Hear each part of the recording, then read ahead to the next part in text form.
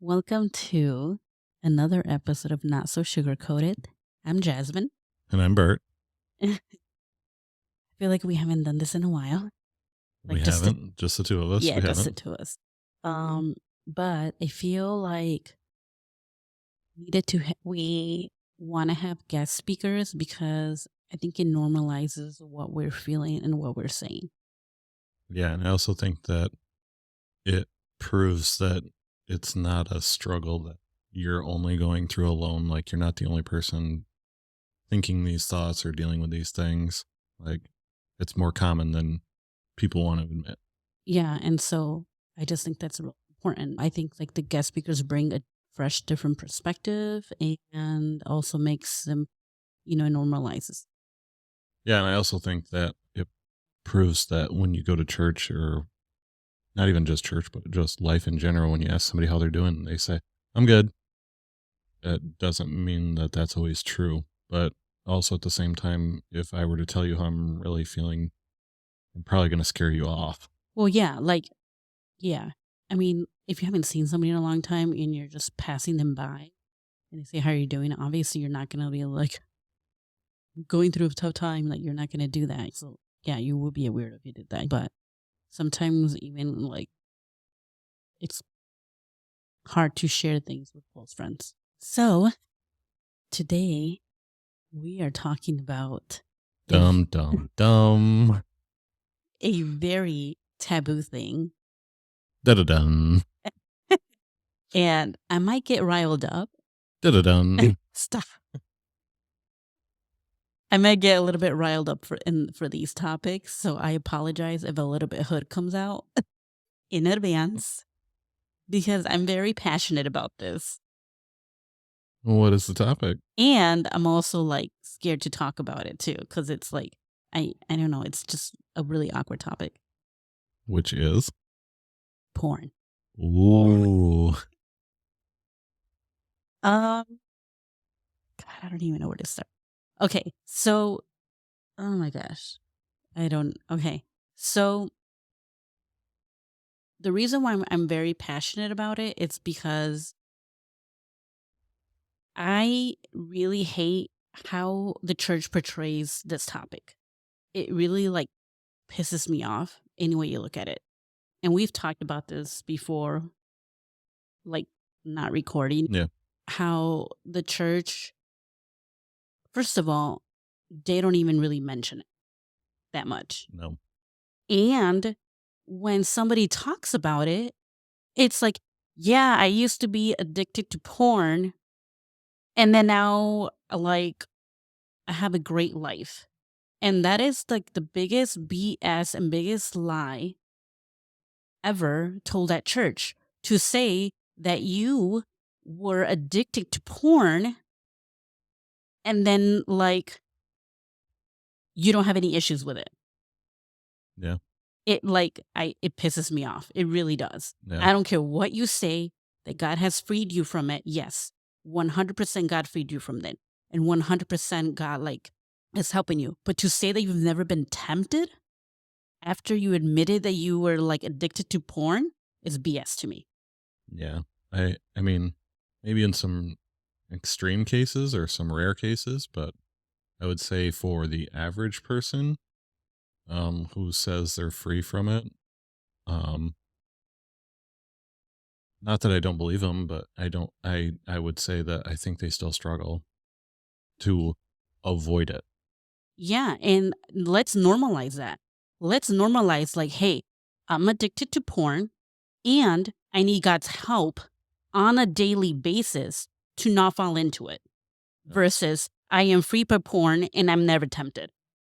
I mean, even the Bible talks about needing to renew your mind daily. So it's not like, Yup. it doesn't say anything like you're going to never struggle or have issues. Like, Say that again about you need to renew your mind daily. it says that you need to renew your mind daily. Like, that's like a verse. That's like getting my preacher mode on right now. So yeah, that's my little rambling. I'm probably gonna keep rambling on about this and get like super pissed because it needs to be normalized. Yeah. That's all I'm gonna say about that. Yeah. So we're going to have, I think, 2 more episodes about this topic. Yes, yes. So we're going to have 3 episodes about this topic. The first one is going to be the 2 of us talking about it and how it has affected us and our lives and our Mhm. marriage. And we're going to have a girls episode only. So I won't be on that one. And then we're going to have a guys only episode and Jasmine won't be on that one. Yes. So yep, yep. So we can make everybody comfortable because I totally understand. I want men to be real about it and not make and think they can't say certain things because a woman's around. And I want women to be comfortable of saying about certain things and not feel intimidated or feel weird because a guy's there. And that's why we decided to split it that way. Yeah, and I didn't know this, but in going to therapy, it turns out that the same percentage of women struggle with porn that Yep. men do. So, like, I think it's like 75% of men or something like that. That it was 80, but Or 75 is still high. 75 or 80%. I don't know what it is, but whatever the number is, it's It's almost high. it's almost identical for women, and that's not discussed like at all. Yeah. And let's talk about that. How, like, a men's conference, they talk about, like, not having lustful eyes, but in women's conference, it's all about, like, Esther, and we don't talk about having lustful eyes and being pure. And I'm not talking about pure, like, saving your virginity or whatever, which 100%, like, yes, I'm 100% advocate about abstinence and saving yourself for marriage. I'm 100%. I'm not disregarding that. But we concentrate that so much that we don't talk about being pure, like being pure in your mind and like protecting your eyes ever at a women's conference or a women's anything. We don't talk about porn. We don't talk about masturbation or anything like that for women. Yeah. I mean, they don't even really talk about that for men either. I mean, I don't know. they say don't watch porn. They don't talk about what not to also do Yeah, outside of that because guys can masturbate without looking at actual porn. Like, I did not know that. I mean, I don't know why you couldn't. I don't know. I don't know. I guess we can dive into that in a minute. I mean, No, okay. So, do you want to start with your story? You want me to start with mine? Like, what do you want to do? I can start with mine. It's Okay. fine. Okay. So I would say that I was maybe 10 to 12, somewhere in that range, somewhere in the middle school range when I first, 10 is like elementary. yeah, that's like fourth or fifth grade. I don't know. I don't know. Maybe sixth grade. So what is that, 11, 12, Yeah, somewhere in yeah, there. yeah. So somewhere in there. And all it started out was curiosity because I knew what I had, but I didn't know what a girl had. Like So you knew you had a penis. I knew I had a penis and I knew what my nipples looked like, but I didn't know why a girl had to have hers covered, like at the beach or in public. Like I didn't understand like what was so special about that. Like, Yeah. you know what I mean? And so it was kind of like more of a curiosity thing of me like Googling. More like Yahoo. Yeah, yeah, I don't know what it was. I'm just kidding. I don't know what it was, but But search engine. yes, searching for it. Uh-huh. Led me to I don't even know what it was, but I was like, "Huh, so that's what that looks like." Mm-hmm. And then I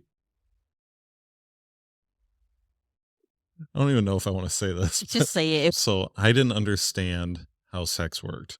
So like thinking about like where the penis is on the Uh-huh. body, Yeah. it's like not like at the base, it's like up a little. Yeah, Not yeah. that there's like skin or anything, but like, and so I didn't understand if a woman's vagina was in the same spot Uh-huh. and a penis goes up when it gets hard, like how is it going to go in there?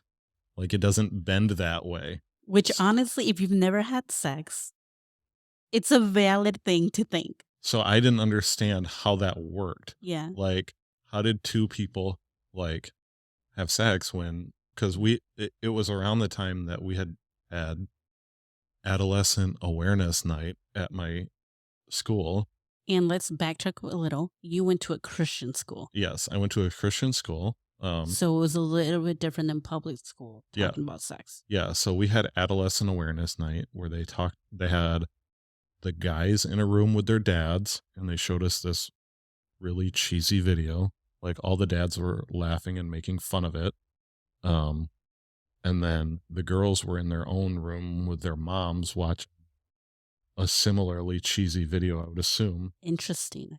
Okay, I'll talk about what happened with mine, but okay. about the women. Uh-huh. Like your body is changing and like you're gonna have some odors now. Like your body odor is there and you're gonna start feeling feelings around the opposite sex. Yeah. And so yeah, so it was very like hard to take it seriously because the dads were mocking the video the whole time, basically, like laughing at it. But yeah, so that's when the curiosity came in. Is like, what does she look like without clothes on? Because I know what I look like. Yeah. Um, and so I I don't I don't remember what I googled, but Yeah. So let's backtrack a little. Did your parents ever talk to you about um, yes. okay. Before the class or after or during? Before and after, Okay. I think they have like brought it up a little, like the day of or the day before, like, hey, and then afterwards they were like, do you have any questions or whatever? And like, Okay. what did you think about this? And my dad was one of the dads like making jokes during the video, like, but, Do you feel like the dads making fun of it made it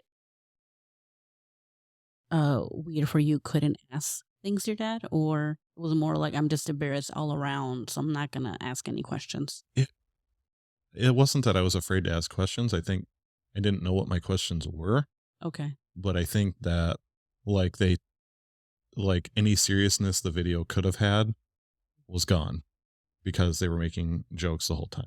Okay. And I grew up more around adults than kids just because my parents were active in the church and volunteered and had like a small group. So like I didn't necessarily grow up around kids my age. Like I did, but um like in church, like when we went to church on Friday night or Sunday, night, I was in the main sanctuary more often than not. Like I wasn't in like the nursery or Childcare. childcare. And I don't know if it was because they didn't have it at the time, like because it was the revival time in the early 2000s, late 90s, and there wasn't like anywhere to like they didn't have volunteers or something. I don't know what it was, but I was in the main sanctuary with my mom all the time. I remember like on Friday nights we'd go to church at 7 o'clock. I'd have my bag of Cheerios and do word searches.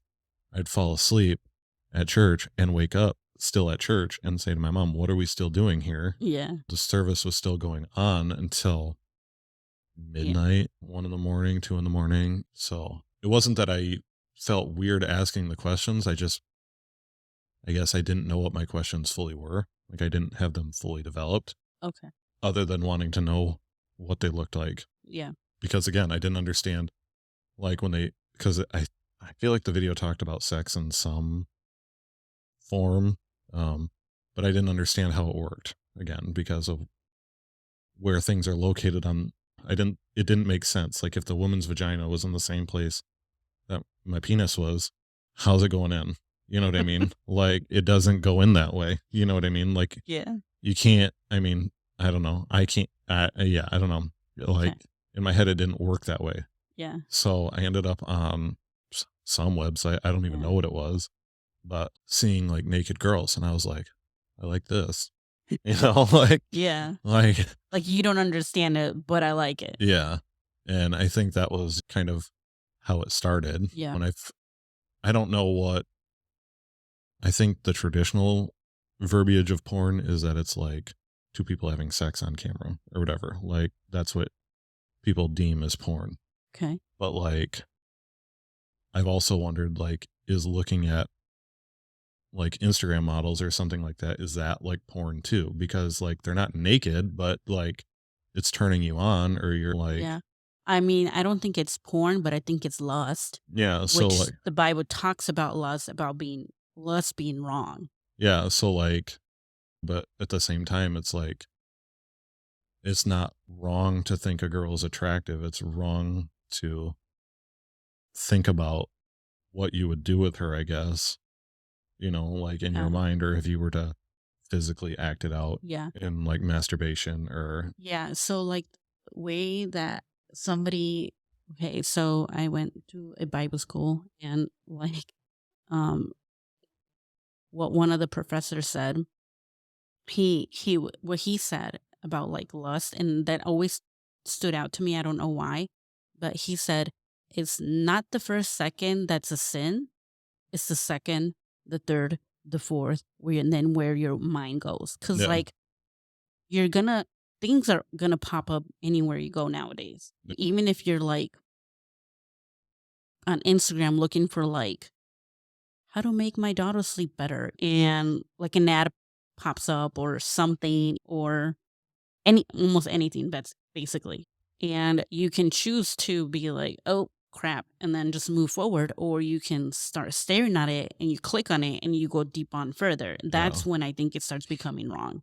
Um, But yeah. so yeah, it started with curiosity and then it moved to more of a regular sneaking around type of thing. And we only had one computer in our house and like everybody used it. And I don't, to this day, I don't know how, but because I wasn't no dummy. I was deleting my search history. I ain't no fool. You know what I mean? I was clearing my cookies. I was deleting that search history. Ain't nobody finding it. I was going incognito. Like, I don't know if you could go on incognito back in those days, yeah, I don't know, but but you knew how to hide your stuff. yeah, yeah. Mhm. Anyways, I knew what I was doing and how to get away with it. Yeah. And yet somehow my mom found out. Okay, so she didn't catch you in the act. No, she never caught me in the act, Okay. but she always told me, like, hey, I know what you're doing. And I was like, I'm not doing anything. What are you talking about? Okay. So, like, I would lie about it. And she's like, I know what you're doing. I'm like, how do you know what I'm doing? And she would say, I have eyes in the back of my head. And so, like, being 12, 13, and being like a idiot, basically, I was like, you don't have eyes in the back of your head. How is that possible? And she's like, I have eyes in the back of my head. So I got very confused as to another thing. Do women have eyes in the back of their head or something? Like, for like a little while, I was very confused. Like, does she actually like have eyes under all that hair? Like, what is Yeah. going on here? Yeah. Like I thought I was being careful. I was being sneaky, Yeah. hiding it. So your mom did your mom confronted you more than once Yes, and kept lying. my mom confronted me several times, and I lied every time. Okay. And then it got to the point where my mom put a password on the computer, Okay. and I didn't know it. Everyone else in the family knew it. My sisters, my mom, my dad, everyone knew the password but me. Okay. So I couldn't get on the computer without someone else letting me on, like to do homework or Okay. like, So that your sisters knew why you weren't allowed. I don't know. Okay. I mean, I would assume at this Yeah. point, I have no idea. Yeah. I would kind of guess that they knew. I'd never asked. But obviously you're not gonna be like, hey, like Yeah. yeah. Hey, I've been looking at some titties, like, like, Okay. So yeah, I just wanted to know. but anyways, so that to this day, I don't know the password for that computer. Okay. Like, Okay. my mom never told me the password. I remember using that computer like for homework, and then when no one was looking, do some extracurriculars with it. And so, yeah, so I just remember that. And I never, I never felt like I wasn't in control of it because like it wasn't like I had an issue with it at school or something when I had access to a computer like at school, if that makes sense. Like, Like in the library or yeah. like in computer class. Are you saying that because boys got caught at your school? Yes. Yes. We had, There you and then just to let you know, Bert went to a Christian school, so this cracks me up. yeah. So we had a kid that got busted hard for it at That school. means like in the act. I don't know what happened to him, but I was just like, dude, not at school, my guy. Like, do that at home. But there's been guys that gotten fired over it. Yeah. Well, So this was a student. It was a no, I know, student. like, it's a student, so I guess it's a lot more normal than I thought it was because I don't know, somebody told me how, like, somebody got caught, like, at work or something, Hmm. and I was so naive about it. They're like, "Yeah, they were watching porn." I was like, "Well, you know what they were doing while they were watching porn." I'm like, "Ew, Yeah, why we would you had do that at work?" we had that at my old job. I know, but I'm like, I was, like, naive in that area, thinking, like, I don't know. Yeah, we had somebody at my old job doing that. It's gross, but I mean, I don't anyways. know what they were doing, but Obviously, they weren't just looking. we were in our meeting and my boss said, "I know what you guys are doing. Knock it off." Like, Bad. so That's so bad that the addiction is that hard. yeah, I know. Anyways. So anyways, so going through high school, like if I needed to do homework or research on the internet or anything, like I couldn't get on that. I couldn't just jump on the computer. Yeah. My mom had to let me on basically. Okay. Then I graduated high school and had my open house and got, I don't know how much money from my open house, but I bought a laptop. I don't need your computer no more. I got my own. Good luck. Yeah. Did your mom ever confront you about it after you got your own computer? Probably. Okay. Just wonder. I don't remember if she did. I would assume she did. The whole eyes in the back of the head thing, she probably did. But so yeah, in college, that's when it really ramped up Because because you have full reign. yeah, I had full reign of a computer, and my room was in the basement at that point. I was the only. I have two older sisters, and they were both out of the house by then. They were both Yeah. married by then, so I had the basement bedroom, and like they never came down there, so like I could do it whenever I wanted, Yeah. however often I wanted, daily, nightly, and ever so rightly type of thing. Yeah. And so I I would have days where it was more than once, Yeah. like multiple times a day. I'd get home from work and go do that. And a couple hours later, I'd be like, let's do it again. And then right before bed, let's do it again. Like Yep. so again, there was no one stopping me. And you were in your prime life. Yeah, I was in the peak sexual time of a man's life, Yeah. Yeah. like with high speed internet. Like, No so more of this dial up yeah, nonsense. there was no dial up at that point. It was high speed internet. So anything, it was my own computer. So I mean, I still deleted my search history and did all that, but it wasn't as necessary, I guess, to delete it. But it's But I what still deleted it. well, And yeah, because it's natural to you. Because it was always shameful. uh, So why wouldn't you not delete it? yeah. And so I would constantly delete it, and I would constantly make sure that I would close out of all the browsers before I went anywhere with my laptop, because I've heard the horror stories of people opening their laptops in like Starbucks or something and what's playing on the computer but Yeah. some good old fashioned porn, like Yeah. with the volume all the way up. Like, so I made sure that I didn't embarrass myself in public like that. So but yeah, so that continued all the time basically Mhm. through us dating Mhm. into us being married. I remember before we got married, I went golfing with Blake, and he drove. I don't remember why he drove. He picked me up for some reason. I don't know why. But we stopped to get gas, and when we were on our way back home, he said to me, "Are you still watching porn?" And I was like, "Huh?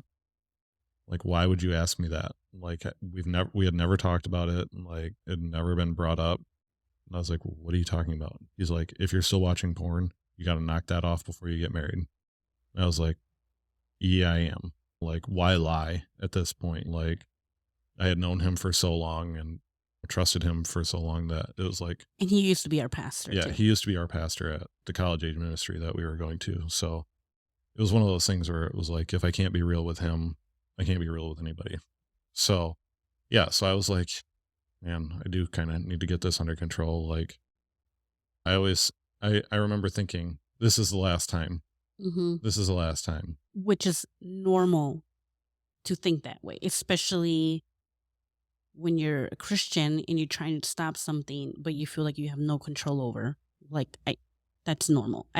You can keep on going, but that is 100% normal. Yeah. So I remember thinking, I don't know how many times, like, this is the last time. This is the last time.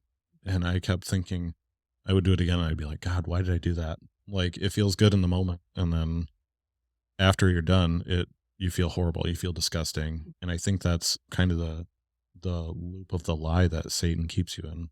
Mhm. You feel good in the moment, and then you feel all this shame because you failed.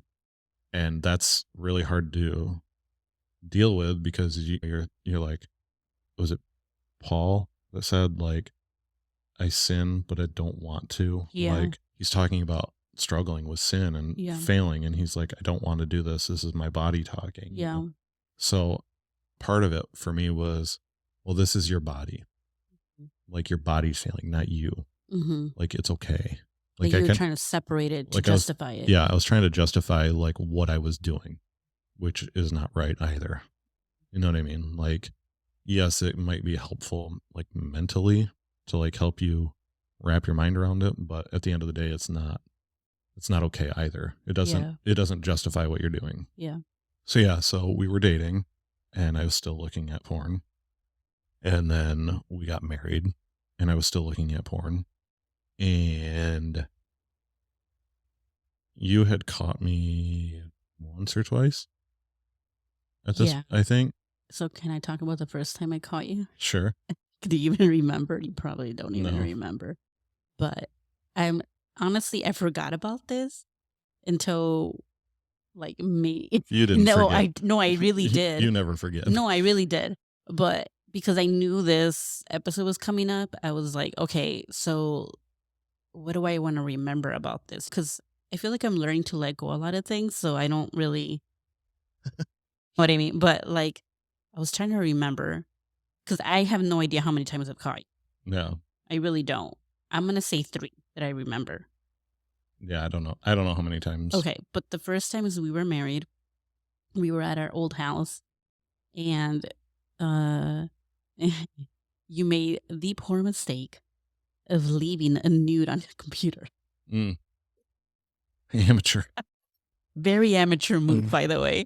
And the thing is like I don't really at that point I wasn't really using the computer at all because we have smartphones, so like you don't really need it. But I decided to open up because I was gonna I was in the kitchen, so apparently I was gonna cook, and I was gonna try a new recipe. I don't know, but I opened the laptop and I see a nude, and I click it out, and I was so angry at you, like over the top angry, that I think I called you, and you were at work. Okay. And I started yelling at you like, I mean, I was cussing you out. I'm not going to lie. Probably. I was like, This all tracks. yes. Like, what in the world? Like, I just started cussing at you and getting really pissed at you. And the worst part is that you try to gaslight me. Probably. You were like, that wasn't me. And that made me even more pissed because I was like, who the F is it then? There is nobody else in this house but me and you. So it has to be you. And you're like, it wasn't me. Like, I don't know what you're talking about. And it just riled me up even more. Mm-hmm. And so I hung up, whatever. And I was just like so mad, especially because at that point, I think we were just having marriage problems in general. Yeah. So this just added to it. And then you text me 5 minutes later. Yeah, it was me. And I'm like, okay, like that doesn't even like at that point I'm so mad at you that there's no point of even like admitting to it. Like I don't know, it's just so irritating. But and I think this was right before Quest. Yeah. I was trying to think if there was like 2 times before Quest or just it one. was just one time. Okay. So I feel like so in my spirit I knew you were watching it. Mm-hmm. But I didn't want to confront it because I didn't want to deal with it because we were already having so many like marriage problems. It's like I didn't want to add something else to it. Yeah. So I was just like, I don't really want to deal with this. Yeah. Like, honestly, that's where our marriage was at. Like we were having so many issues. We weren't getting along. Where I was like, you know what? I don't want to deal with this. I'm already like on the verge of like not wanting to be in this relationship anymore. So like, why add? What is it? Fire to the flame What? Gas to the fire. Yeah, that. Fire to the flame. Yes, that. And so when I opened it up, and I think we talked about it afterwards. I'm not really sure, but this was right before Quest. I think it might have been like a week before, a couple of days before. I don't know, but it was right before Quest. Okay. And if you want to talk about Quest a little, I guess. Yeah. So I do remember the whole phone conversation. I don't remember the details, but I don't remember the details either. I'll be honest. I just remember cussing. I do remember you calling me at work, and I'm like, why are you calling me at work, dude? Like, because I'm pissed. Save this for at home. But anyways, so so I went on Quest. So Quest is like there's a men's and a women's and a couples thing, but it's like the one I went on was a men's retreat. And so I basically forced it. Jasmine was working at the church at the time, or maybe was I? I don't know. I don't remember, but I knew him from like he was like one of the volunteers. Yeah, he was like a volunteer while she worked at the church. Yes.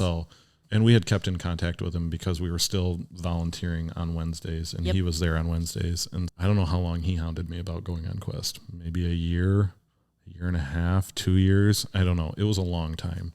But he was like, dude, you need to go on Quest. You need to go on Quest. You need to go on Quest. Like, I was like, yeah, okay, yeah, like, we'll see when it works. Like, it's not going to work. Like, I'm too busy. Like, I don't have the time for this. Like, which, spoiler alert, make time for it if you haven't gone. Yeah. But so it's like an all men's retreat, and then so it's like all dudes all the time.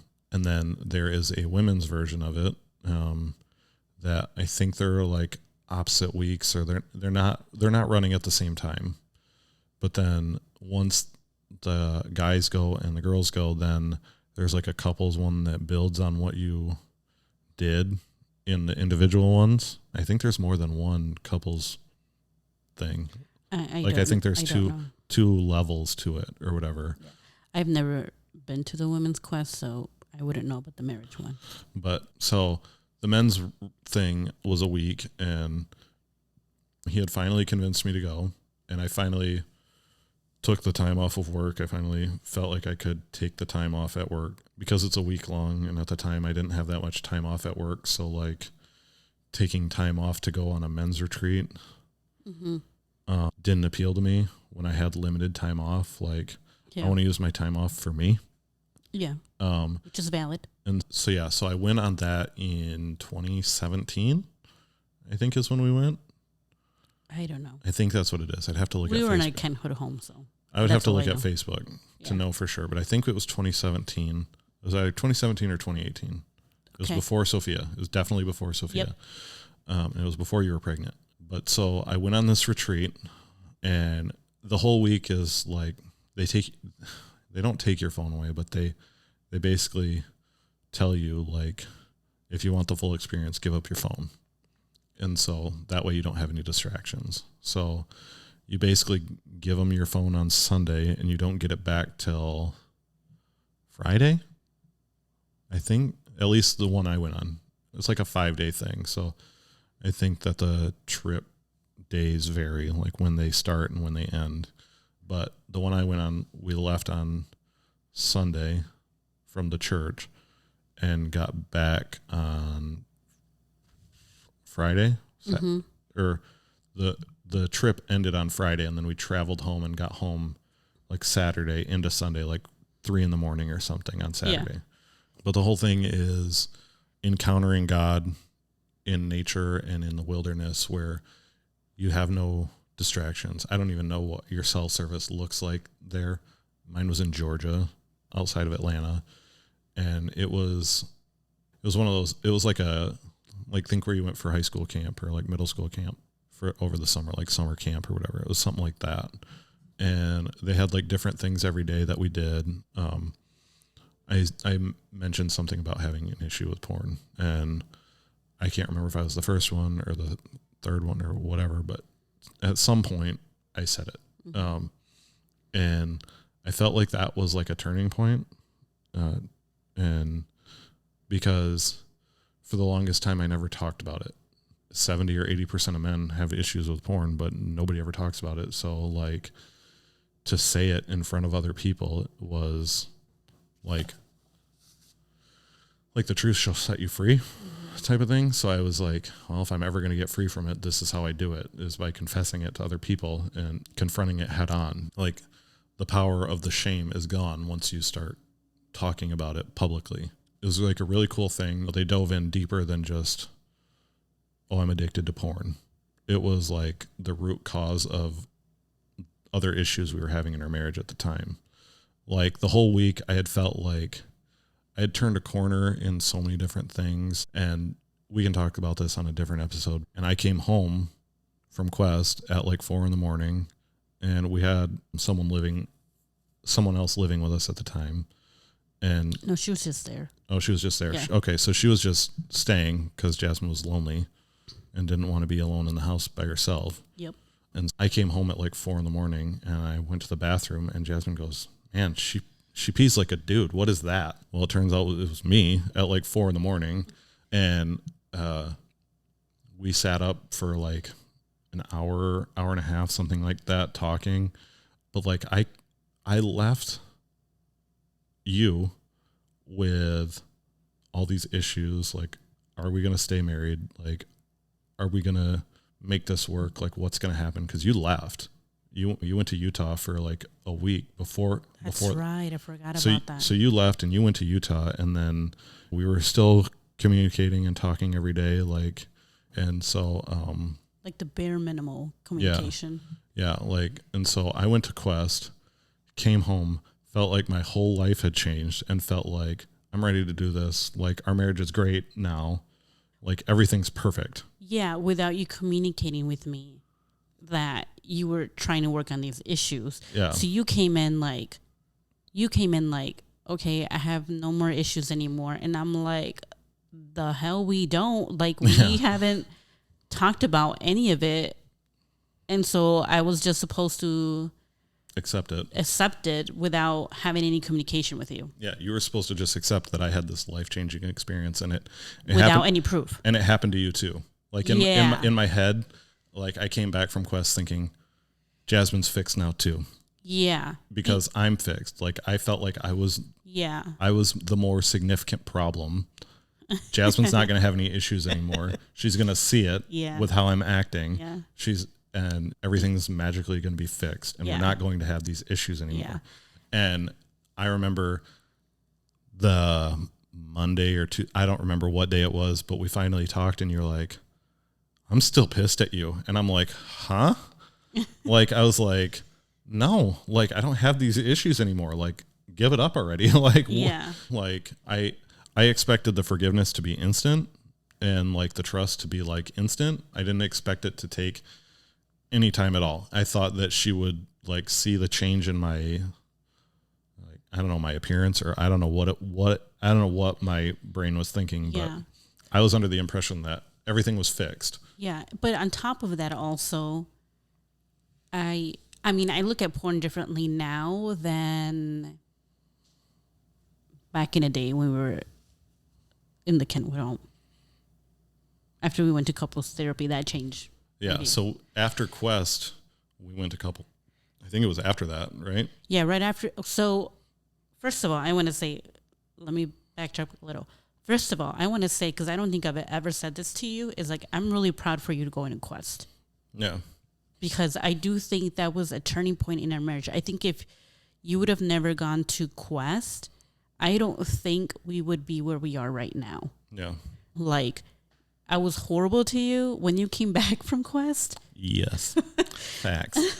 But I also think that your heart would have not been open to couples therapy if you have not gone to Quest. Well, and I think you had brought it up before, and I was like, no. Yeah, you were like, I think I even threatened you to leave if we don't go to couples therapy, and you were still like, I'm still not going. Yeah. Like, you were you were anti-therapy so bad. I was anti-therapy, and I told you weren't leaving. Yeah. I was like, you said I do. You don't leave. Like. Yeah, and so. Which I still hold firm to that belief. Oh yeah, yeah. Know, like, that's a whole different episode, and we can talk about it. But yeah. But like, you would have never been open to therapy if you hadn't gone to Quest, for sure, 100%. So uh, one of the things that they said at Quest, which I can say this because it wasn't, it's not anything too specific, but what they said about like porn and masturbation and all that was we're all created in God's image, and when you look at porn and when you masturbate to it, you're masturbating to the image of God. And I was like, I'm done. I feel like more like in the way that I've heard it is like you're distorting God's image. Yeah. So like they basically were all created in God's own image. Like you're basically pleasuring yourself to God, and like you don't want to do that. That changes. Like I don't know about you, but that changes like how I look at it. You know what I mean? Yeah. And I would say I was clean for a couple months. Okay, so hold up.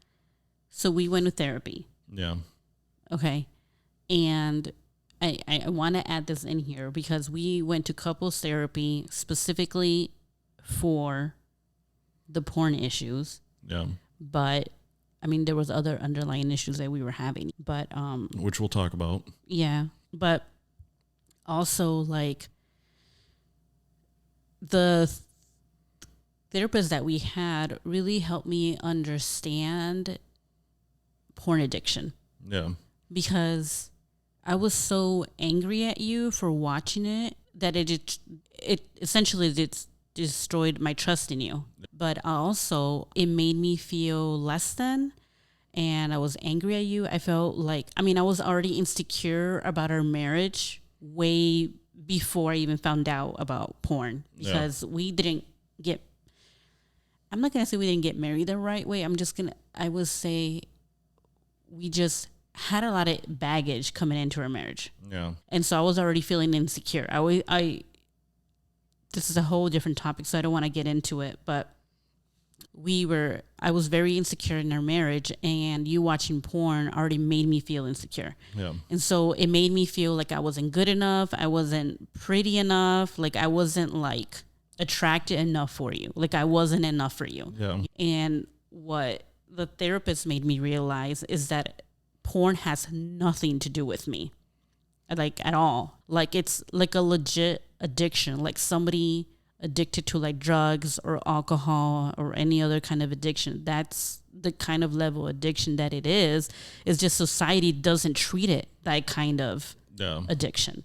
And they so treat it as commonplace and normal. Yeah. Like, it's just a part of your life. Yeah, because they have AA meetings and stuff like that and rehab, but they don't have like porn rehab. They don't have porn anonymous. They don't. Yeah, they don't have that. But he was saying how like what chemicals in the brain is the same as like somebody having a drug addiction. So that made me like literally change my view on porn and how it releases what is that happy chemical? Dopamine? Yeah, that and stuff like that and all these things. Like he just really helped. He made me realize that it wasn't about me. So it helped me out being more gracious to you about that situation. Yeah. Because I feel like I made a porn addiction, I made it about me versus about you. Yeah. And I also feel like going to therapy, couples therapy, helped like both of us realize the valid points that each other had. Like, like in our marriage, it was like your way or the highway. Yeah. Like when we had an argument, I had no valid points ever in your mind. You know what I mean? Like before going to therapy. Yeah. Like I would say that it was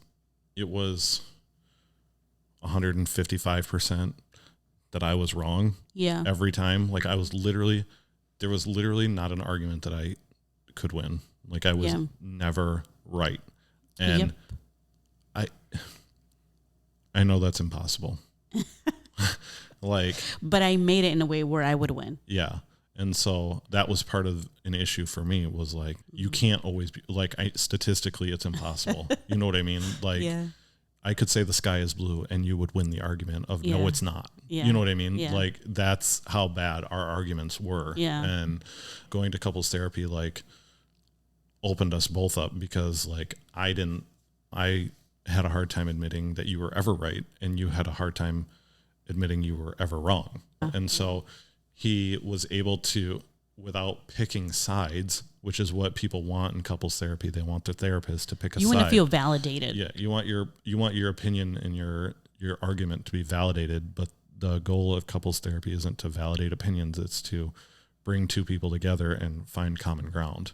Yeah, and like I remember in one of our sessions, I don't know what we were talking about. I don't even know what the topic was, but like I remember you were like, see, like, Yeah. like I'm right, like to the therapist, and the therapist is like, oh, and he was like, see, he's on my side, and our therapist was like, I'm in no one's side, I'm on the marriage side. Yeah. And that completely like shifted the way I felt about him, because I think he was there for the both of us, not just for one way or the other. So yeah. So after that, we stopped going to couples therapy because it was. So we live in Michigan, and it was in Holland, so it was right next to Lake Michigan, and we didn't want to drive there in the winter because of the roads. Like, yeah, every time I say like something's far, I'm like, you going all the way to freaking Holland? Yeah. So we made the excuse. So we lived in Kentwood, so we were about 25, 30 minutes away from where he was. Yeah. And so we made the excuse of, well, we don't want to drive there in the winter because the roads are crap. And we felt like we were good after a couple months worth of going there. And we were only going, once a month, I think? I can't remember. Maybe twice a month.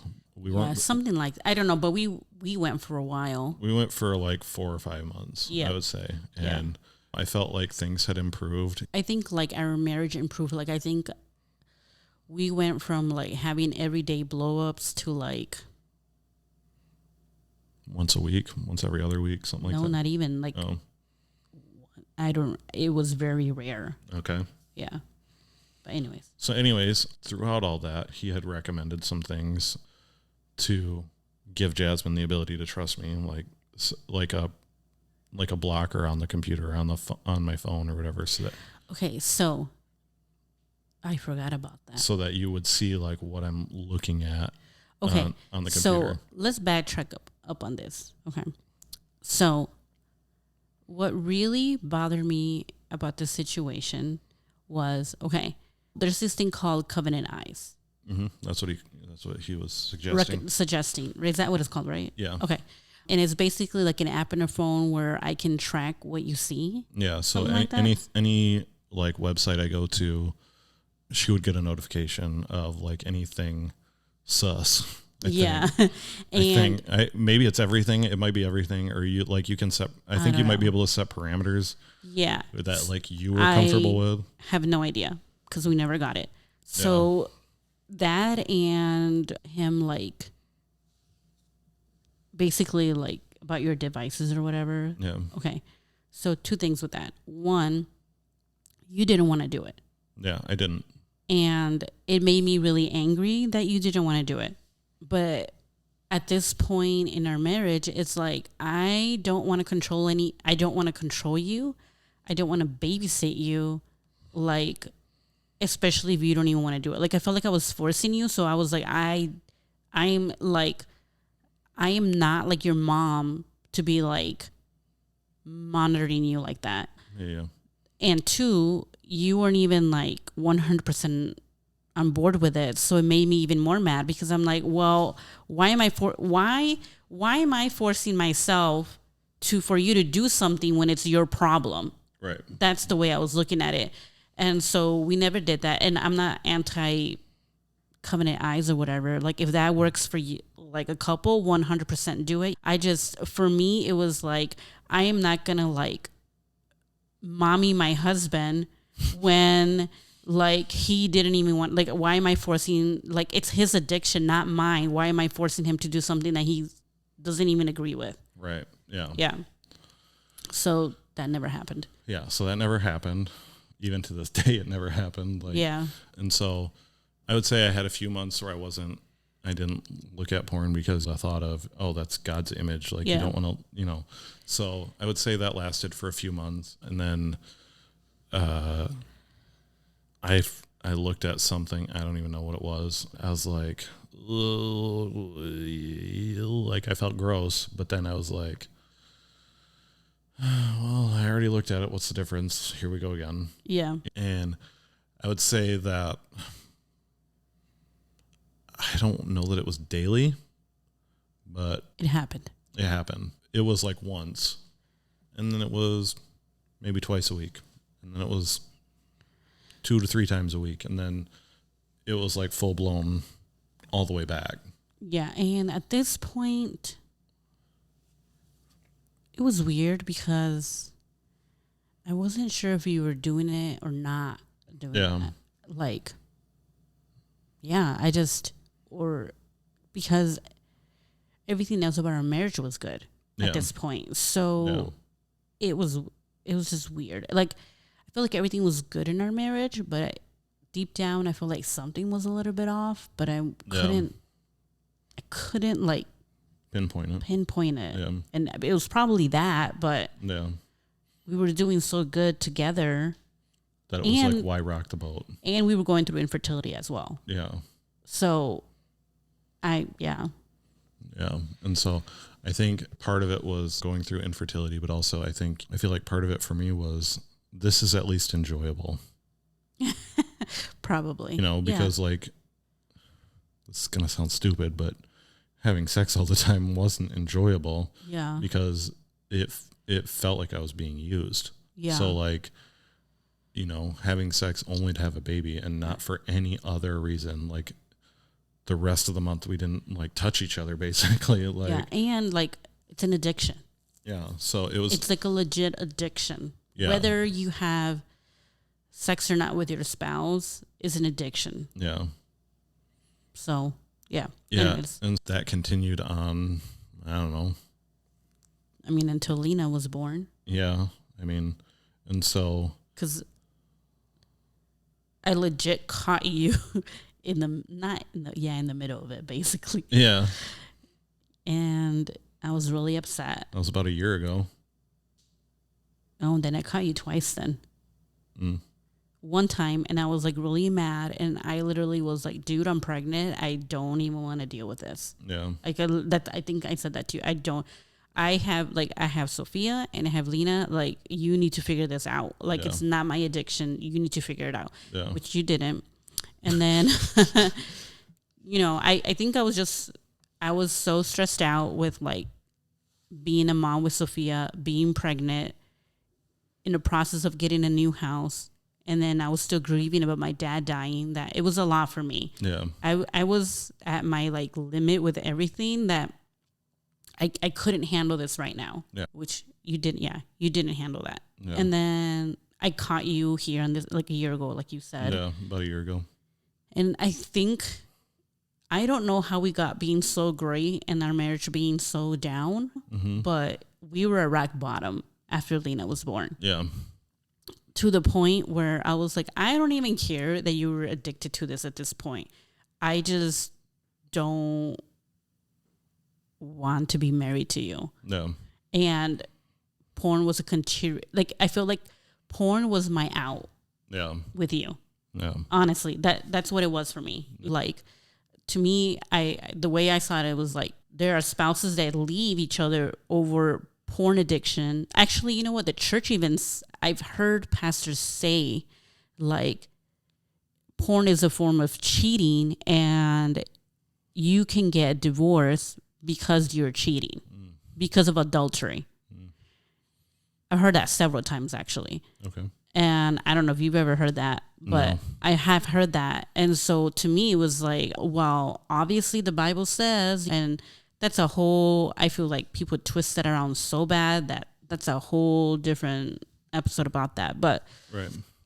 That was like my justified thing because I was just so like overwhelmed. And I think we had a tough conversation about like, you need to really get this under control. Like we have girls in the house. I don't want this in the house. Like we need to be better about this. And that's when you start going therapy on your own. Yeah. So I don't remember the exact date. I could find it in my phone, but you've been in therapy over a year, right? About a year. Yeah. Okay. Yeah. I think I started going in August of last year. Okay. It's August of this year. So, a year. So it's been about a year. I remember I emailed him at like 1 a.m. I don't even know what time it was, but it was late at night because Jasmine caught me and she was like, figure this out or I'm out. Yeah. And honestly, okay, let's backtrack on this because like I this is really hard for me to say, but I'm gonna say it. And Bert may not agree with me, and it's okay. Okay. If the other spouse is not trying, there is no point in staying in that marriage. Mm. Okay.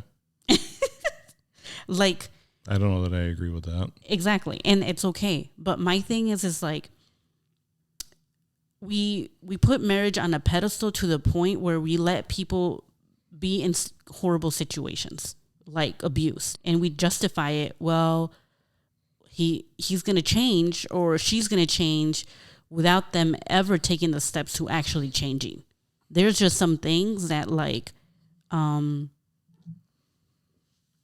I feel like there's just some things that like if your spouse is not working on it or has no desire to change, I don't think you can stay there. Like in the Bible it says because like it says like God allowed divorce because of your hard heart.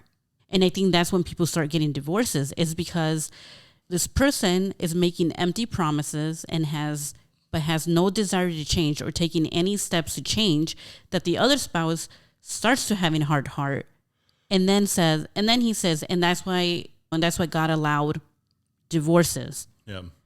That's why I say that. Yeah. I guess for me, I have a hard time with that because I don't know.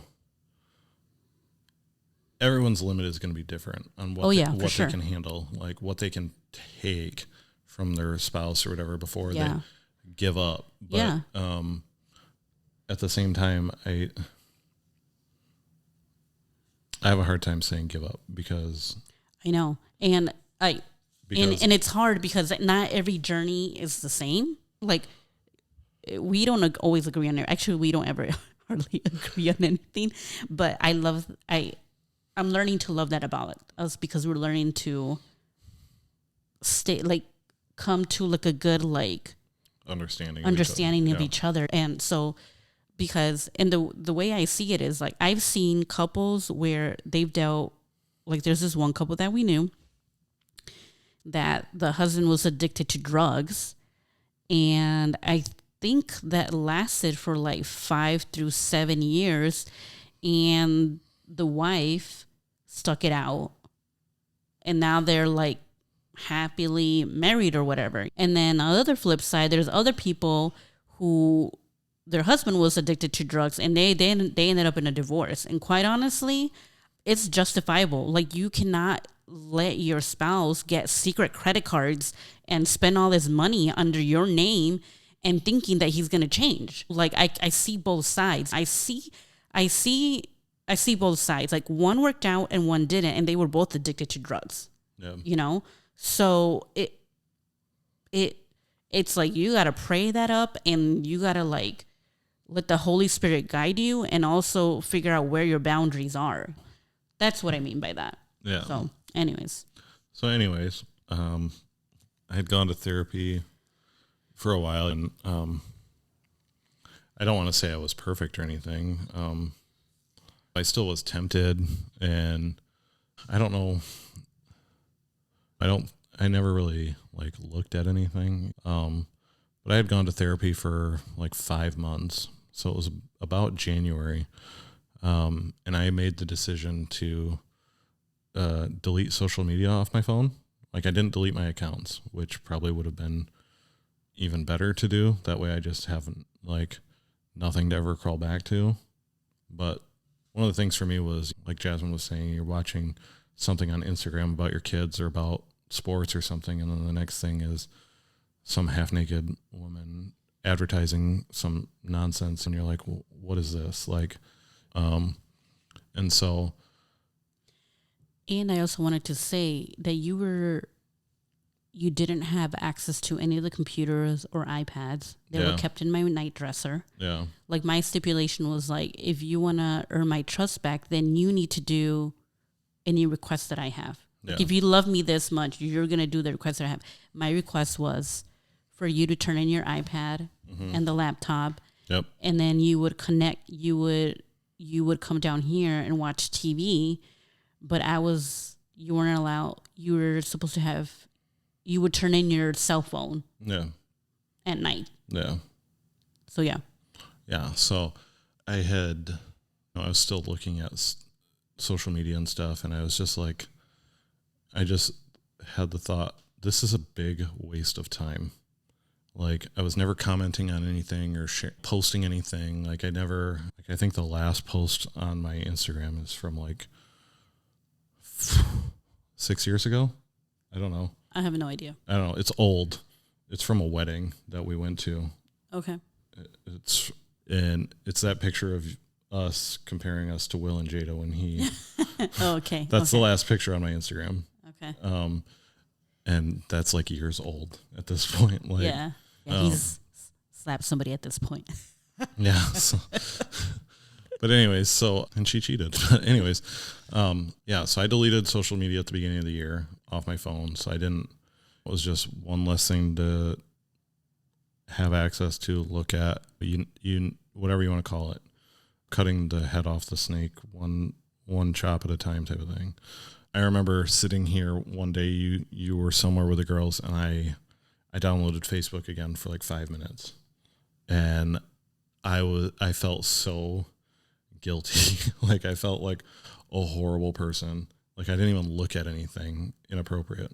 Like, I literally just was on there for like 5 minutes, and I was like, why am I doing this? Like, this is like the stupidest thing ever. And like, you knew that I had deleted social media, so it was like well known that I wasn't on there. So like, when she posted stuff, I wasn't liking it or commenting or anything. So our marriage was in danger. Just kidding. No, it wasn't. So it's just I respected what he wanted to do. So, I didn't ask you to get off social media. That was something that you did on your own. Yeah. So for me, it was just another step to prove that I was truly changing and that therapy was helping change that. I remember that day after I downloaded Facebook for like 5 minutes, we were in the car, and I was like, so I need to tell you something, and I don't want you to be mad, but I also don't want this to be done in secret and then you not know about it, and then you catch me later and be like, what the heck are you doing?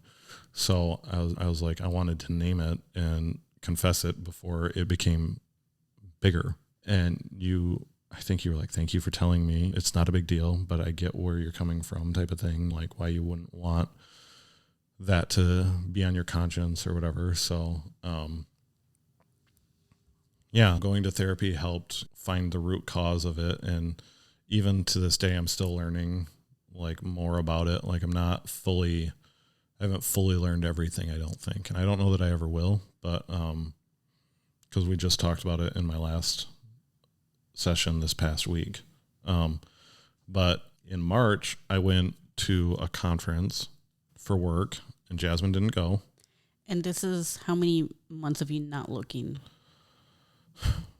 Since August. So August,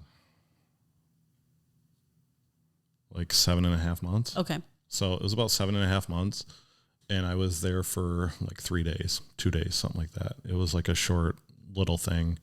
And like, I got there on Sunday and we left on Wednesday, I think it was. And on Tuesday, I think it was on that Tuesday night, I looked at porn and I did my business. Which is really funny because didn't I tell you? Well, you can keep on going. Anyways, so that happened and I felt horrible. Like, I felt like a failure. Like, what am I even doing with my life? Like, why am I doing this? And so I went to bed. Like, before I went to bed, I read like 2 devotionals. Like, I felt like so guilty. Like, I need to read 2 full devotionals. This is going to clean me out. Like, this is going to take out the bad that I did. Yeah. Like, this is going to cancel it out somehow. Like, but also, like, I was looking for something that would tell me like why I'm still dealing with this. Like, it wasn't just to balance the scales. It was also to, I guess, continue to learn and grow, to improve, because like therapy has helped, us doing devotions has helped, but like this was a devotion that I needed. It wasn't like a devotion we needed. So that was the mindset. And then I came home that Wednesday, and the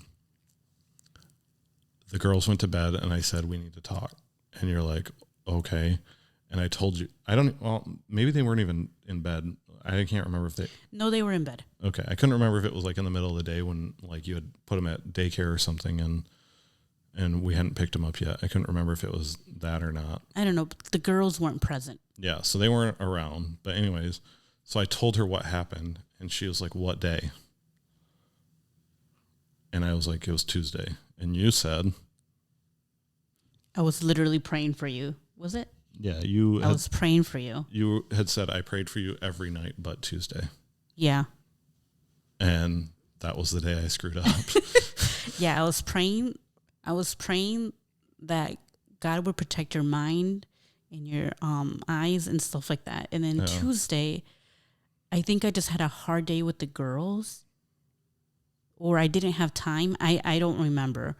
But like I didn't pray for you that day. Yeah. And which shows how powerful prayer is. Yeah, and how it does work, whether you see it or not. Which, again, is a different topic for a different day. But so, yeah, you were way more accepting and, like, you were not nearly as judgmental or harsh this time around. And I think it's because I confessed it rather than you finding out. Not only you confessed it, but you were putting in the work. Yeah. Like you didn't have any devices, social media, therapy, like everything. Yeah. And so this was like the first time I was like alone with my thoughts, I guess you could say. And like, you didn't have to say anything. Yeah. I could have hidden There was no way I would have ever found out. Yeah. Yeah. No way. You definitely would not have found out because I would have had several hours to cover my tracks. You know what I mean? Like there would have been no evidence. Yeah. Like there was already no evidence when I came home. Like, and so,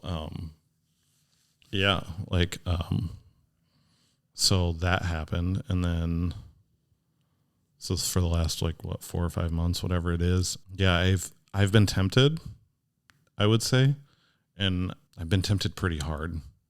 Not just with what we watch, but just in general, I feel like it's like, you could go do that. She would never know. Nobody has to know. Like all those thoughts are creeping through my head. But the church tells you, once you're free. Yeah. You're free. Yeah. But, hello, we're missing the verse where it says that the enemy's here to steal, kill, and destroy. So why wouldn't he tempt you with that again? Yeah, and so it had been something so relevant in my life for 22 years. Like, yeah, it's going to be like an easy target. And so, yeah, I've felt that temptation, and I don't know if I've ever looked at anything. I probably have, but in terms of looking at it for a long time, I haven't. I might have seen something or like clicked on something, on TikTok or something, like to the point where I was like, okay, I'm done with these social media sites, like no more, you know what I mean? Like, and so I've done my best to stay clean, and then starting this podcast, I downloaded Facebook and Instagram to help promote stuff with this, but I still don't have the logins to do that. But so I'm sharing it to my own stuff, but then at the same time, I'm also trying to limit my time to like maybe 10 minutes a day. Yeah. And I tell you that you can delete it. Like, don't worry about because you got to do what's best for you, not like what's best for like the podcast. I could care less about the podcast than your own like self. Yeah. And we've talked about that, like not even like in this but we've talked about that. Like I told you, if you're comfortable with it, go ahead. But if the moment that you feel like it's too hard, let your pride go. Yeah. And like take off your social media. Yeah. And I might do it again just in general, just because what's the point? Yeah. But plus I won't see that hoodie anymore if I delete it. Out of sight, out of mind on that one. But anyways, that's my story. So this might be 2 episodes. So this might have to be a second episode. So I am sorry. I was not planning on talking that long, but yeah. So I think it will be a second episode. I think we'll just end it here. Yeah. But okay. But before we do that, What would you recommend guys who are going through this? Delete your social media. Okay. Number one. Like practical things. Practical things. Delete your social media. Okay. Number one. Number two, tell your wife. Okay. Or if you're dating, tell your girlfriend, like, hey, I'm struggling with this. Like, Yeah. number three. And hold on. Because if your wife or your girlfriend, fiance, whatever, she needs to know what she's up against. I would say the wife / the girl, whatever, doesn't need to know the details. Right. Because my therapist was like, do you want to know? And I'm like, no, I actually don't. Not what it's not healthy for me. And like also the spouse can say, I don't want to know. Can you talk to somebody, like another friend, about this? Yeah. I don't have to know. Yeah.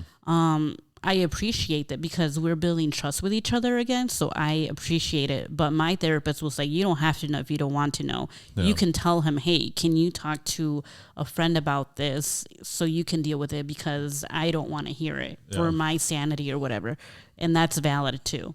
I wasn't saying like get into the details. I just meant more of let her know what's going on so that, one, she can be aware and make her own decision about what to do, and two, she can be praying for you, because prayer is powerful. You know what I mean? Whether you see the instant miracle or not, God rewards your perseverance. And let her know. What was the first thing? I don't remember. Delete your social media. Delete your social media. Let her know like what you're struggling with, because it's only gonna make the shame smaller. Like, it's only gonna make you not feel shame when you do something else. Like if you lose your job or literally anything else, you're not going to feel shame if you are willing to be open about the things you're struggling with. Number three, talk to someone, either a close friend or therapist. I would definitely recommend therapy, because talking to a friend can only go so far, and going to therapy will help you get to the root cause of why you're doing what you're doing. I think a friend can help you. I think a friend can help you as like an accountability partner, but I feel like an accountability partner can only go so far. Okay, I get that. And like an accountability partner can like help you not avoid the porn, so to speak, but a therapist can help you figure out why you're doing it, like what the root cause is. And so I would say talk to a friend. If you have someone you trust, go to therapy. It's not easy as a guy. You don't want to admit your weaknesses, because when you admit you're weak, you feel like you're looked at as less than, when in reality, it should be looked at as a strength that you're being open and vulnerable and honest with someone else. Which there's a Bible verse for that. Yeah. So like literally it says, in my weakness, he is strong. Exactly. Yeah. It is literally freaking biblical. Yeah. So I would say those four things, you can go down the route of a covenant eyes or something like that. If that's what it takes. Yeah. I would say that whatever your spouse wants you to do it. Yeah. Because and that was like, I don't know why you were so anti doing things that I wanted to do. I'm not in whatever, but I appreciated that when I said I wanted you to do certain things, like the second time, you like did it. Yeah. That showed me that he didn't want that I couldn't get out of this marriage because of that. Yeah. Well, I think the first time around I was like, I got this. Yeah. Like it was a pride thing. Yeah. Yeah. So I would say those four things for sure. Do those four things. Yeah. I'm trying to think. Yeah. I mean, I wouldn't say like we don't really watch rated R movies because of that. Like it depends on what it's rated R for. If it's rated R for violence, that's one thing. If it's rated R for like nudity, okay, what kind of nudity is it like? And there's websites that you can see like I think it's on IMDb. I like IMDb. Like it tells you like there's a naked woman and you see everything, or it's like all user based, like what's submitted or whatever. But like we go on there before we go see a rated R movie. Like there's movies we want to see that are like, oh yeah, I really want to see that. And then it's like 2 women are having sex or something and you see everything. And it's like, okay, well, we're not seeing that movie. Like don't put yourself in a position to fail. Don't put yourself in a place where you're going to be tempted to do something when you're in the privacy of your own home by yourself. So like, don't watch, like if seeing a naked woman in a movie is going to make you want to look it up later and do whatever you do to it later, don't go see it. It's okay if you don't see that movie or if you don't watch that TV show. Like just because it's popular doesn't mean your faith is not It's worth bigger it. than that. Like the temptation will get you eventually. I would say that. Yeah, 100%. Like you don't talk to somebody who's been sober from alcohol for any amount of time and say, hey, you want to go meet at a bar? Like you don't present that situation to them because you don't want them to fall back into that old habit. Same thing with porn. Like you are always going to have some form of an issue with it because whether you're tempted or whether you actually fall into it, like some way, somehow, that the devil's going to try and use it against you. And so like you have to be aware of that and be on guard. Be sober, be vigilant, for your enemy roams around like a lion seeking whom he may devour. Like, yeah. So he's going to throw that temptation at you. He's going to throw naked women in your path, like, or half naked women on Instagram. Like, yeah, I've heard of people like avoiding malls because they're like, I can't go around Victoria's Secret or whatever because it's too much, or I can't like do this.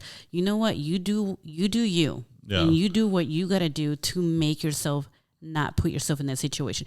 If an alcoholic has to take another route home to avoid a bar, then you can take a different route through life with like through social media or whatever to make it. Like you can add all the filters you want. Yeah. But it's still going to sneak through. Yeah. So put those parameters that you need to put on. Like, don't be acting like you're bigger than just because you've been clean for 6 months, just because you've been clean for 9 months. Like, that's not how it works. Yeah. Don't go beyond them. Yeah. Just like in dating, if you're like I said this to a couple, they were real handsy in front of all of us. Like there was a big group of us and this couple was real handsy while they were dating, like all over each other, making out in front of everybody, didn't care. And I said, what you're doing in public tells us what you're doing in private. So like what you're willing to show people in public will show up worse in private. So like if you're constantly got a wandering eye, whether at church or in public or whatever, like it will show up in your life worse in private because you're more willing to do it in privacy rather than in public. I don't agree with that. I mean, you don't have to agree with it, but it's facts. No, I'm just saying like maybe they're getting all hands because they know they can't go any further. But they did go further. That's the thing. Oh, never mind. So that's what I'm saying. Yeah. Like, if you're comfortable enough to make out with someone in public, what are you comfortable enough doing with them when no one's around? You're probably taking your clothes off. Okay. That's all I'm saying. Like, yeah. Look at us. We hardly ever kissed in public. And what were we doing in private? That's true. So, boom. That's because I'm not touchy, though. Yeah, okay. But anyways, so I would say know your limits and don't go beyond them because what you're willing to do in public will show up worse in private. Like this naked girl in this movie doesn't really affect me. But then what do you go do at home? You start Googling that person. You either Google that person or you Google something worse. You know what I mean? Yeah. Like, so, and you can translate that to anything. Like, if you're like a violent person, don't watch violent movies. Like, don't open yourself up to those things because it's only going to get worse. Like the more openings you give the devil, the more he's going to take. Yeah. You give an inch, he takes a mile. That's like exactly what happens. And I would say pray all the time about it too. Yeah. Have your spouse praying for you. Have your friends praying for you. I think that like when when I confessed it at Quest, it made everything so like the shame and the guilt so much smaller because like other people knew what I was going through and they were able to understand it and say, hey, me too.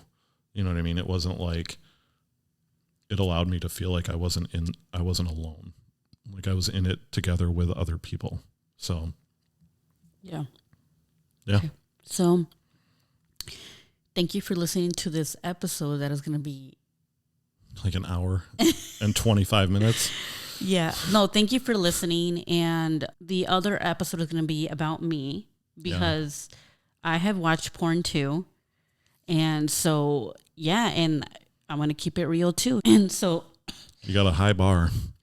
I do not have a high bar. Ouch. No, I meant like, I don't even know what that means. Like you got to last an hour and a half like I did. Oh, okay. No, I don't care about timing. But like, what was going to say? Yeah, we're just going to have to break this up in 2 episodes. So I apologize for that. I thought this was going to be like... Yeah, we thought this was going to be like bing, bang, boom. 30 minutes apiece. Like, yeah. Honestly, that's what I thought too. Yeah, but it's all good information. And I really, really hope that this helps somebody. Yeah. And... Please reach out. Yes, please reach out to Bert. Please, if you're a man, please don't reach out to me. But if you're a man, reach out to Bert. Yeah. And... like seriously, or at the minimum, reach out to the podcast, like, and Jasmine can send it to me. Yeah, if because who knows how often I'm going to check anything at this point. Yeah, that's true. Like, just reach out to the podcast and say, hey, I need to talk. I need to talk to Bert, or when we'll make it happen because this podcast isn't for us to become famous or anything like that. No. This podcast is to help people. Yeah, and like if you need help, we want to help you. Yeah. Like that is why we're here. We're not here for numbers. We're not here to be Insta famous or whatever it is nowadays or whatever. We're here because we want to help people. Yeah. And I know it's scary but you know what?